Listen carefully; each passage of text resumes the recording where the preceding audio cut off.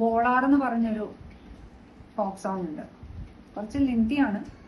അതിനകത്ത് സന്ദേശം, അതായത് ഒരു കല്യാണം കഴിഞ്ഞ് വേറൊരു വീട്ടിലേക്ക് പറഞ്ഞു വിട്ട ഒരു കുട്ടി അവളെ അവിടെ സ്ത്രീധനത്തിന്റെ കൂടെ കട പോലെ കൊടുത്തില്ല എന്ന് പറഞ്ഞിട്ട് അവളെ അവളുടെ ഇൻലോസ്, അതായത് മദർ ഇൻ ലോ, പിന്നെ ബാക്കി കോ സിസ്റ്റേഴ്സ് എല്ലാം ഇവളെ ഒരുപാട് ഹാരസ് ചെയ്യുന്നുണ്ട്.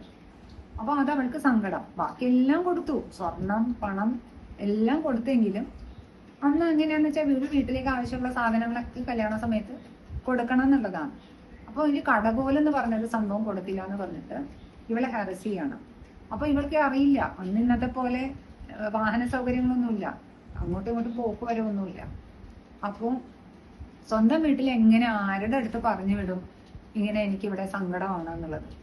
അപ്പൊ അവളെ ഒരു വള വിൽപ്പനക്കാരൻ, വോളാർ എന്ന് പറയും ഞങ്ങളുടെ ഭാഷയിൽ, അന്ന് ഇങ്ങനെ നടന്ന് വള വിൽക്കുന്ന ഒരു വിഭാഗം ഉണ്ടായിരുന്നു.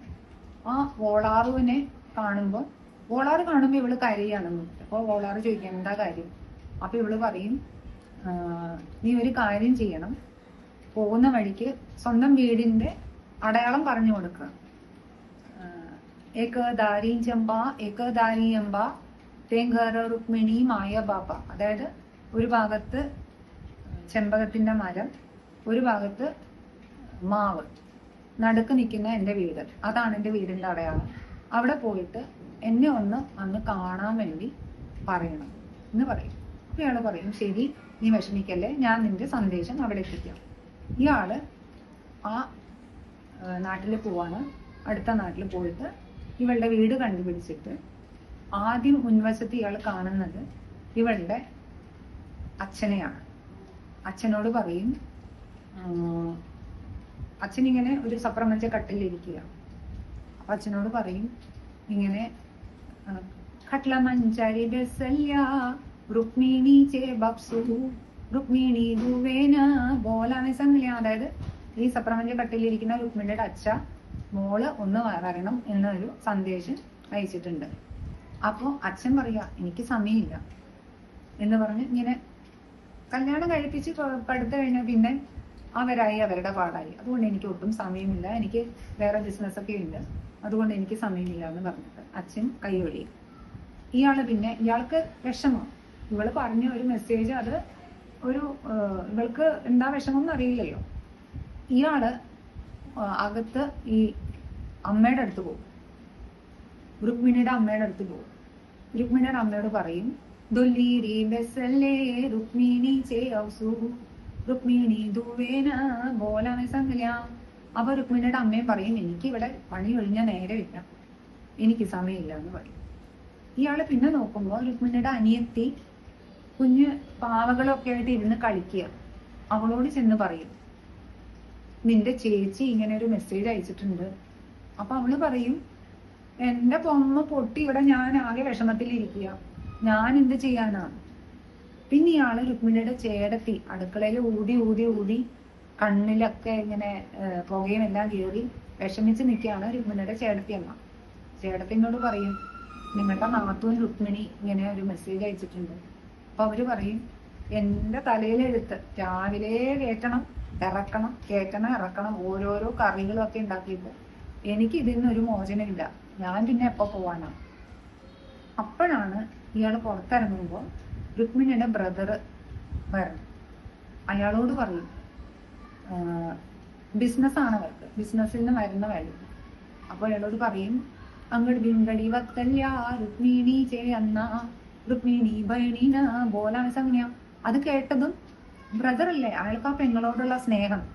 അയാള് ഉടനെ പറയും, വേലക്കാരെ വിളിച്ചു പറയും, കടായ രേഗങ്കാണ നണിയാമ്പറായ് പാനി അപ്പണ ജത്താബണി റുക്കുമിണി. വേഗം വെള്ളം നിറച്ച് ചൂടാക്ക്, ഞാൻ കുളിച്ചിട്ട് അനിയത്തിയുടെ വീട്ടിലേക്ക് പോവാം. എന്നിട്ട് ഇയാള് പെട്ടെന്ന് റെഡിയായി അനിയത്തിയുടെ അവിടെ പോകും. അവിടെ ചെന്ന് അനിയത്തിയെ കാണുമ്പോ അനിയത്തി കരയാണ്. അപ്പൊ അവൻ ചോദിക്കും, എന്താ പ്രശ്നം. അപ്പൊ അനിയത്തി പറയും, അന്താണ് ബിന്ദാണ് ദില്ലേ മൂരെ ബാവാ തക ഗണ്ടുക കൗലോ ദില്ലോ നാരെ. അതായത് തൈര് കടയാനുള്ള കടകോല് എല്ലാം തന്നു എനിക്ക്. അന്താണ് ബിന്ദാണെന്ന സ്ത്രീധനം എല്ലാ സംഭവങ്ങളും തന്നു. ഈ കടകോലില്ല, അത് മാത്രം തന്നില്ല. അത് തന്നില്ല എന്ന് പറഞ്ഞിട്ട് എൻ്റെ ഇൻലോസും എൻ്റെ കോ സിസ്റ്റേഴ്സും എൻ്റെ സിസ്റ്റേഴ്സ് ഇൻലോ എല്ലാവരും കൂടി അതെല്ലാം ഇവരിങ്ങനെ എന്നെ കുറ്റപ്പെടുത്തുമ്പം അയൽവക്കത്തുള്ള സ്ത്രീകളൊക്കെ എരികേറ്റുക അവരെ. അതുകൊണ്ട് ഞാൻ എന്ത് ചെയ്യും എന്ന് പറയുമ്പോൾ ബ്രദർ പറയും, ഇത്രേ ഉള്ളോ കാര്യം, ഇപ്പൊ ശരിയാക്കി തരാം എന്ന് പറഞ്ഞിട്ട് അവര് വെൽ ഓഫ് ആണ്. അയാള് കടയിൽ പോയി സ്വർണം കൊണ്ടുള്ള കടകോലും അതിങ്ങനെ കടയാനായിട്ട് കയറ് വേണമല്ലോ, ആ കയറ് വെള്ളി കൊണ്ടുള്ള കയറ്, ഈ 2 സാധനമായിട്ട് ഇയാള് വരിക തിരിച്ച്.